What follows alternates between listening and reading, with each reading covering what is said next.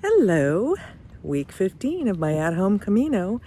I am zooming in on Leon, which is a really beautiful city, kind of smack in the middle of northern Spain.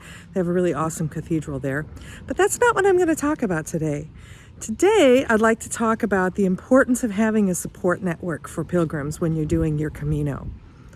So last night, I was watching a movie on Amazon called The Camino Voyage. It was recommended by John Brierley. He's the guy who's written the quintessential guidebook on the Camino. And the documentary follows 4 Irishmen who start in Dublin and then row a traditional Irish rowboat all the way to A Coruña, which is the port closest to Santiago. So they did their pilgrimage in a rowboat, which takes plenty of grit and determination, which I talked about last week when I was talking about I'll Push You. But also, what I thought was really great was that they had quite a strong support network that aided them.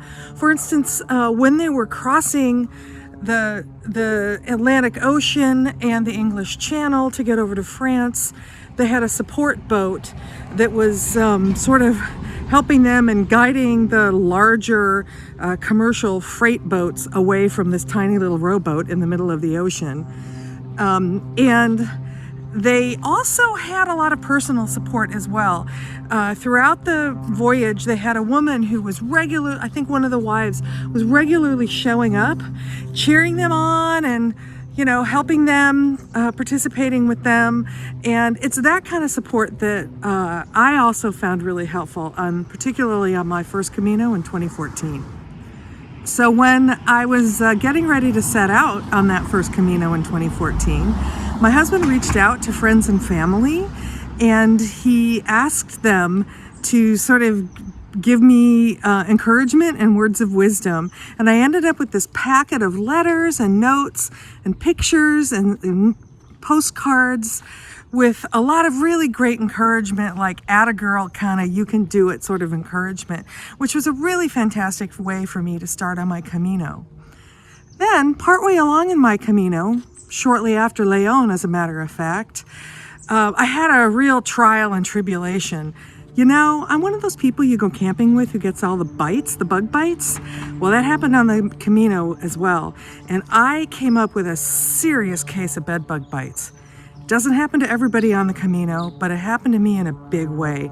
I woke up one day with hundreds of bug bites on me. I looked like I had the plague. It was really awful.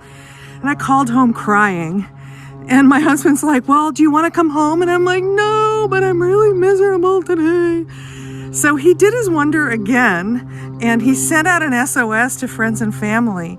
And given the time change, by the time I woke up the next morning, I had a dozen emails in my mailbox, just like offering words of encouragement, telling me I could carry on.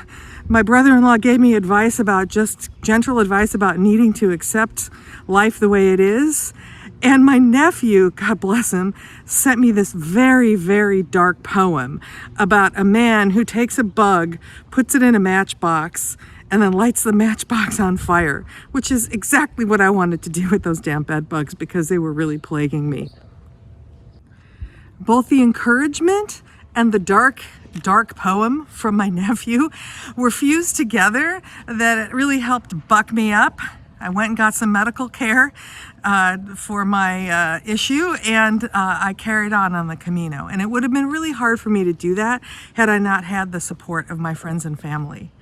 So I would like to just read you something that my sister-in-law shared with me. Your family is cheering you on, sending you love, and we're all proud of you for accepting the challenge of the Camino. That meant a lot to me, and I have to say, not all pilgrims get that kind of support from their friends and family.